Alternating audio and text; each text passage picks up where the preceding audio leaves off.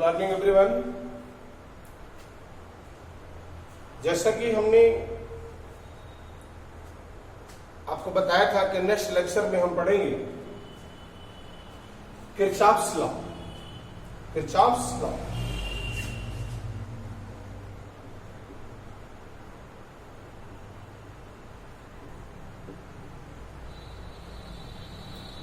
Kirchhoff's law, scientist Kirchhoff. पिछले lecture में हमने इसके बारे में थोड़ा सा बताया भी था। किरचॉफ्स लॉ क्या है? क्लियर है? किसी भी इलेक्ट्रिक सर्किट में करंट के डिस्ट्रीब्यूशन को जानने के लिए या अलग अलग सर्किट में पोटेंशियल ड्रॉप कितना होगा, इसके संबंध में हम जानकारी प्राप्त करने के लिए किरचॉफ ने दो रूल दिए, दो लॉ दिए, जिसे हम किरचॉफ्स लॉ कहते हैं। बताए थे दो लॉ है। पहला फर्स्ट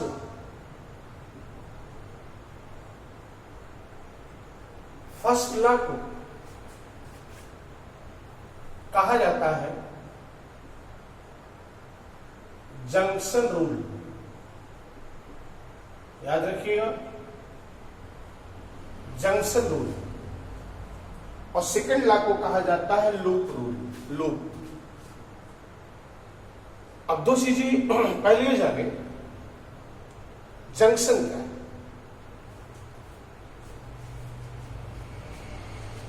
जैसे मान लो आप यहां पर है ऐसे, एक रोड यहां से इधर गया है, एक रोड इधर गया है, एक रोड इधर जा रहा है, एक रोड इधर जा रहा है। तो क्या जहां आप खड़े हो जंक्शन है? मेरे ख्याल से जंक्शन नहीं है, क्योंकि किसी रोड पर आप खड़े हो जाएंगे, किसी रोड पर खड़े होंगे तो वहां से दो रास्ते हो जाएंगे, एक दाएं एक बाएं। ये रोड ऐसे जा रही है, इस पर आप खड़े हो गए, एक दाएं एक बाएं, तो दो रास्ता तो हो ही गया वहां से। लेकिन अगर यहां से एक रास्ता और निकल जाए ऐसे, तो क्या ये पॉइंट जंक्शन हो गया? हाँ, अभी जंक्शन हो गया। चार रास्ते निकल जाए जंक्शन में, पांच रास्ता निकल जाए जंक्शन में, more than two way. More than junction उस पॉइंट को कहते हैं जहां से दो से अधिक रास्ते निकल रहे हो, 3, 4, 5 और ज्यादा कुछ भी निकल रहे हो, लेकिन मोर देन 2 उसे बोला जाता है जंक्शन। तो रूल क्या है? रूल ये है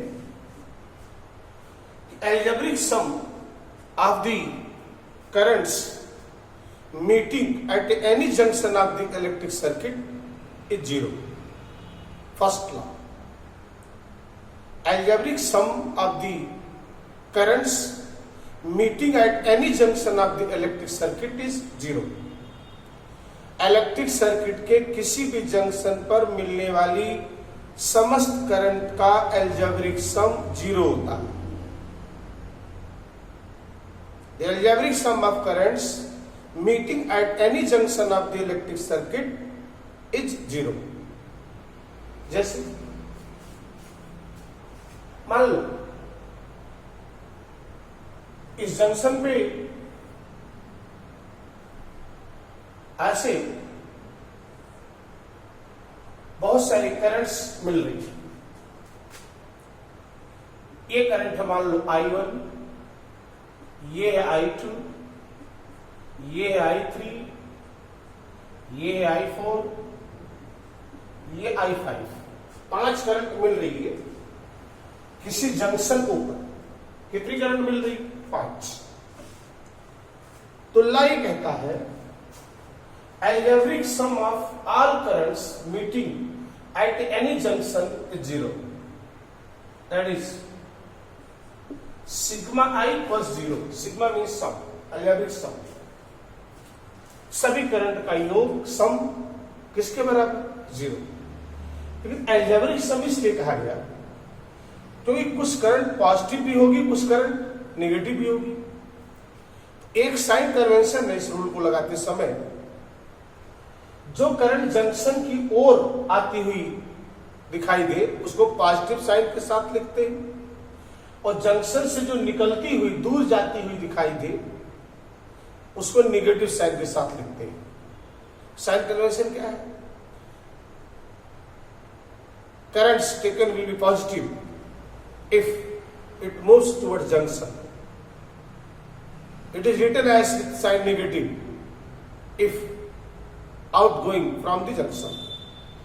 अगर जंक्शन की ओर आ रही है तो पॉजिटिव, जंक्शन से निकल रही है तो निगेटिव। तो एल्जेब्रिक सम में दोनों आएगा, पॉजिटिव और निगेटिव दोनों। अब देखिए आप, I1 जंक्शन की ओर पॉजिटिव I1, I2 निकल रही बाहर माइनस I2, जंक्शन की ओर प्लस I3, जंक्शन की ओर प्लस I4, जंक्शन से दूर माइनस I4, 5, सब का सम 0। या लिख सकते हैं I1 plus I3 plus I4 equals I2 plus I5। इसे कहा जाएगा incoming current. Incoming current equals outgoing currents.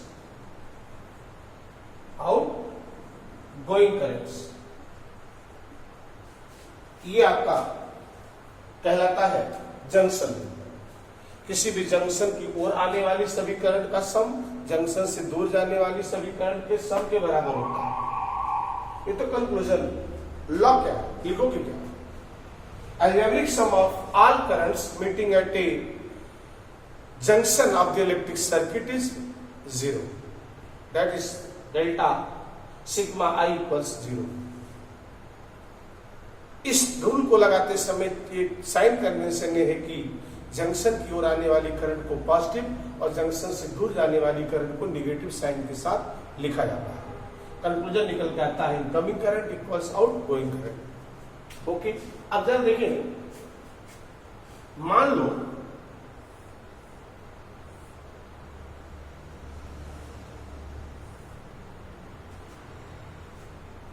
ऐसे करंट चल रही, यहां से गई 10 एम्पियर, इधर 2 एम्पियर,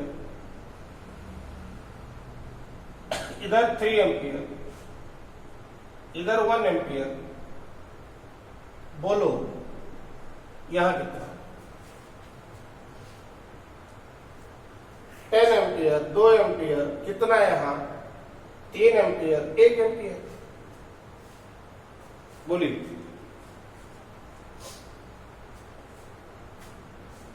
जंक्शन रूल। अच्छा, 10 एम्पियर करंट आई, 2 इधर चल गई, तो बोलो इसमें कितनी आ रही है? 8। 8 में से इधर देखो कितनी आ गई? 1 और 3, 4 एम्पियर इधर आ गई। 8 जो आ रही थी 4 एम्पियर इधर हो गई, 3 1 4, तो इसमें कितनी गई? 4 एम्पियर। डिस्ट्रीब्यूशन करंट का मालूम हो गया। और अगर हम यहीं पर आगे बना दें कि इसमें गई 1 एम्पियर, तो बोलो इसमें कितना? तो कहोगे 2 एम्पियर। 3 एम्पियर डिवाइड हो गई 1 एम्पियर। जंक्शन पर देखो, incoming current 3 ampere, outgoing current 1 और 2 3 एम्पियर। इस तरह से आप करंट निकाल सकते हो। अच्छा, ये रूल तो सबको समझ में आता है, सप्लाई भी कर लेते हैं, लिख भी लेते हैं, कोई ज्यादा इसमें कोई रॉकेट साइंस नहीं। लेकिन अगर हम सेकंड लॉ की बात करें, सेकंड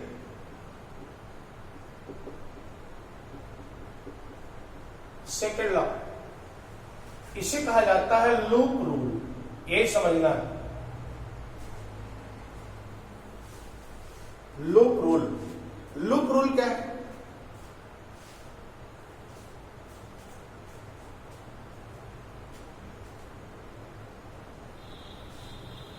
इलेक्ट्रिक सर्किट की किसी क्लोज्ड लूप में, क्लोज्ड लूप का मतलब ये है, लूप समझो, मान लो एक बैटरी लगी है, यहां से एक फैन चल रहा है, यहां से कुछ रजिस्टर लगे हुए हैं, मान लो यहां एक बल्ब जल रहा है, फिर एक यहां बैटरी लगा दिया है, फिर यहीं से सर्किट ज्वाइंट हो गया।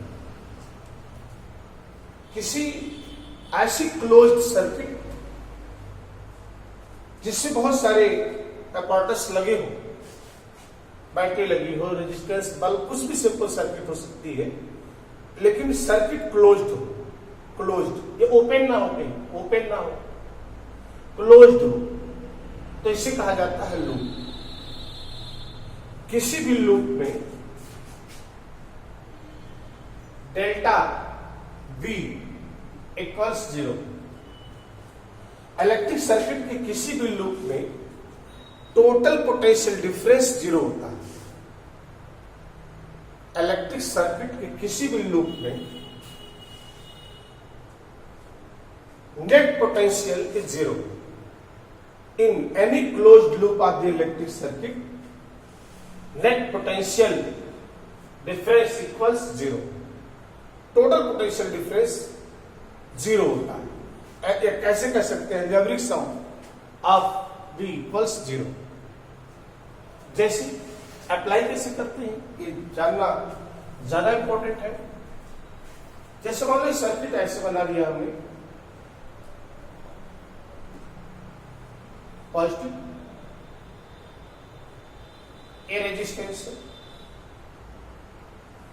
ये दूसरा सेल है,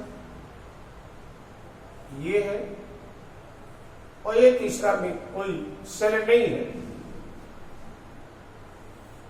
सीधे ऐसे लगा, ऐसे लगा। मान लो इसका EMF E1 है, E2 है, वही पोटेंशियल डिफरेंस कर सकते हैं ऐसे। ये रेजिस्टेंस R1 है, ये R2 है, ये R3 है। इसके पहले थोड़ा हम पढ़ाएंगे आपको electric cell, battery, combination of cell battery, एक लेक्चर का है, बता देंगे।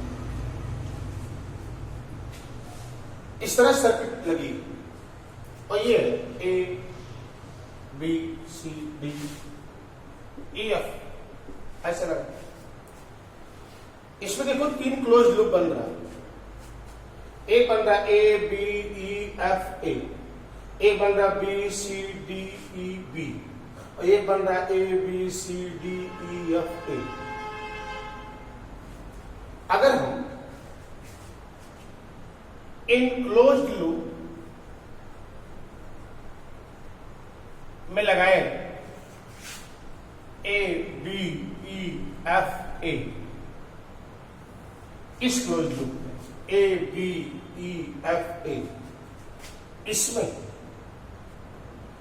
तो चलेंगे कैसे?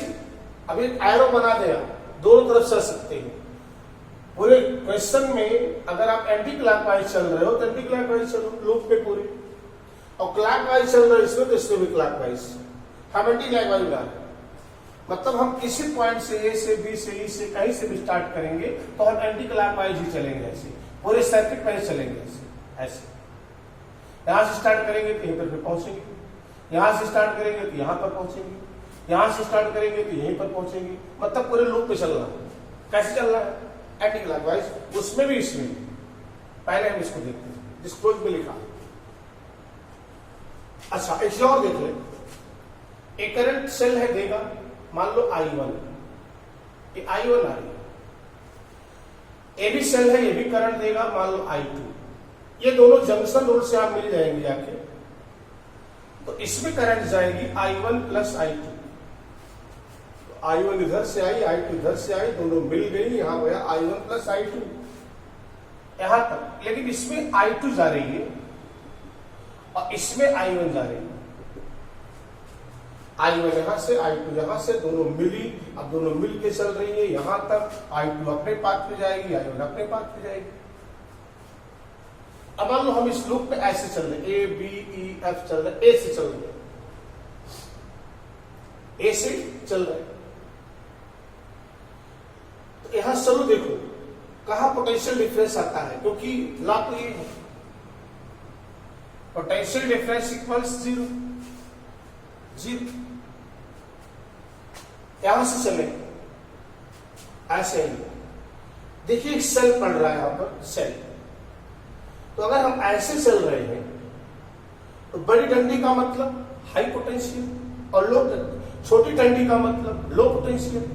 तो अगर ऐसे हम चल रहे हैं तो किधर जा रहे हैं, हाई से लो, हाई से लो, और हाई से लो होंगे तो इसका ईएमएफ लिखा जाएगा -E2, हाई से लो हो गए, राइट। अच्छा, जब यहां पे चल रहे हो ऐसे, यहां इसमें भी ड्रॉप होगा पोटेंशियल का, IR, पोटेंशियल ड्रॉप होता है, V बराबर IR। तो I2 पोटेंशियल ड्रॉप हुआ, लेकिन करंट किधर चलती है, हाई से लो, हाई से लो, मतलब करंट ऐसे आ रही है, ऐसे आ रही है, मतलब इधर हाई है इधर लो, और हम चल रहे हैं कैसे, इधर से, यानी लो से हाई चल रहे हैं। लो से करंट किधर चलती है, हाई से लो, करंट इधर आ रही है, इसका मतलब इधर हाई इधर लो, और हम चल रहे हैं सर्किट में ऐसे, मतलब लो से हाई, लो से हाई गए तो बढ़े की घटे, बढ़े, तो प्लस I2 आगे बढ़िए। ये देखिए करंट ऐसे जा रही है, हम भी ऐसे चल रहे हैं, एंटी क्लॉकवाइज चल रहे हैं हमको। करंट देखिए हम ऐसे जा रही है और ऐसे हम भी चल रहे हैं, इसका मतलब करंट चलती है हाई से लो, तो हम भी चल रहे हैं हाई से लो, तो घटे I1R1, घटे I1R1। फिर सेल में देखो, छोटी डंडी से बड़ी डंडी में ऐसे जाएगी, ऐसे चल रहे हैं। ये देखिए लो से हाई बढ़ेगी, प्लस E1, और सबका पोटेंशियल डिफरेंस 0, राइट। अच्छा, in close loop BCDE B, इस क्लोज लूप में हम इसमें चलो बताओ, चलो यहीं से एंटी क्लॉकवाइज, ऐसे नहीं, चलिए आज देखिए IR, ये तो हुआ I1 plus I2 current resistance R3, ये वोल्टेज ड्रॉप हुआ V IR, लेकिन करंट के डायरेक्शन में चल रही है, हाई इधर है, करंट ऐसे चल रही है, हाई से लो चलती है, और हम भी ऐसे चल रहे हैं, हाई से लो गए, बड़े घटे, घटे, तो माइनस, फिर यहां देखो करंट का डायरेक्शन हाई से लो, ऐसे भी चल रहे, हाई से लो घटे, -I2, एक सेल मिला, लो से हाई प्लस E2 बराबर 0। N क्लोज लूप ABCDEFN, बड़े वाले लूप, इसके लूप में चलो, चलिए ऐसे ड्रॉप कहां होगा, रेजिस्टेंस में IR, हाई से low minus I1 plus I2 into R3, ऐसे हाई से लो, करंट के डायरेक्शन में, करंट चलती है हाई से लो, वैसे चल रहे हैं हम भी, घटे, माइनस I1R1। यहां देखिए सेल में एंट्री करेंगे तो छोटे डंडी से बड़े पर, लो से हाई पर, इसका मतलब बढ़े, प्लस E1। एक बार जी, अब तीनों क्वेश्चन को सॉल्व करके इसके E दिया रहता है, R दिया होता है, तो I1 I2 में इक्वेशन मिल जाएगा, I1 I2 इक्वेशन मिल जाएगा, दोनों को सॉल्व करके हम I1 I2 निकाल सकते हैं, I1 I2 निकाल सकते हैं, कितने एम्पियर होगा, ये आपको कहलाता है जंक्शन रूल। लोग ऐसे याद कर लेते हैं। असल लॉ जंक्शन रूल क्या है, algebraic sum of all currents meeting at any point of the electric circuit is 0, that is delta I equals 0। इस रूल को लगाते समय साइन कन्वेंशन ये है कि जंक्शन की ओर आने वाली करंट को पॉजिटिव और जंक्शन से निकलने वाली करंट को नेगेटिव साइन के साथ लिखा जाता है और कंक्लूजन निकलता है incoming current equals outgoing current, right. दूसरा रूल क्या है? Potential difference in any close circuit या closed loop of the electric circuit is always zero. Potential difference, net potential difference in any closed loop of the electric circuit is zero, that is delta V equals zero। यहां sign convention क्या है?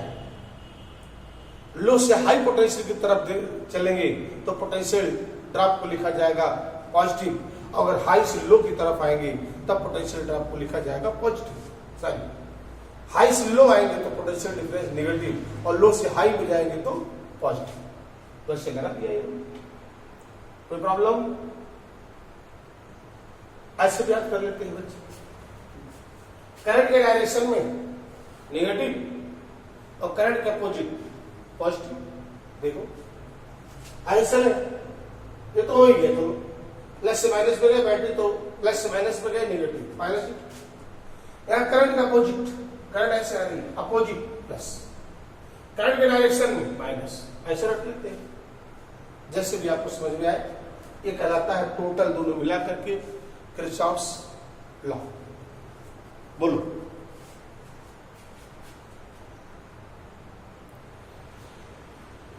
कोई problem है इसमें जो आपको समझ में नहीं आ रही? बोलिए, कोई दिक्कत हो तो बोले, क्या समझ में नहीं आ रही? सब एक क्वेश्चन ला देते हैं इसी पर, एक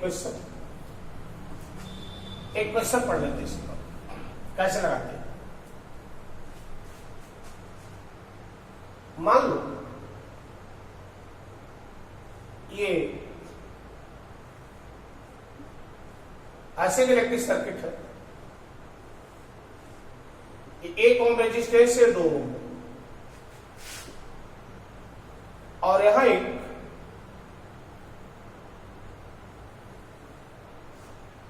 यहां एक 3 या कह सकते हैं 4 ओम रेजिस्टेंस, 4 ओम, ऐसे जॉइंट सर्किट बना। ये बैटरी 1 वोल्ट की है, ये 2 वोल्ट की है। आपको निकालना है करंट्स इन ऑल रजिस्टर्स, सभी रजिस्टर्स में करंट निकालनी है। इसमें करंट कितनी होगी, इसमें कितनी होगी, इसमें कितनी होगी। अब करंट आपको दिखाना पड़ेगा। मान लो पहले ए बी सी डी, मान लो करंट सेल से निकलेगी पॉजिटिव टर्मिनल से, मान लो I1, यहां भी निकलेगी I2, ऐसे जाएगी। इधर से I1 इधर से I2 दोनों मिलकर इसमें जाएंगे, कोई पाथ है नहीं। इस जंक्शन पर देखो इनकमिंग करंट है I1 प्लस I2, तो इसमें जाएगी मिल के दोनों I1 plus I2, I1 plus I2 सारी इस पाथ पर चली जाएगी I1 अपने, और I2 वाले अपने पाथ पर आ जाएगी I2, ऐसे ये निकालिए। अब लगाते हैं हम, कौन सा लगाते हैं? Kirchhoff's second law. In loop ACDA, इस लूप में लगाओ, इस लूप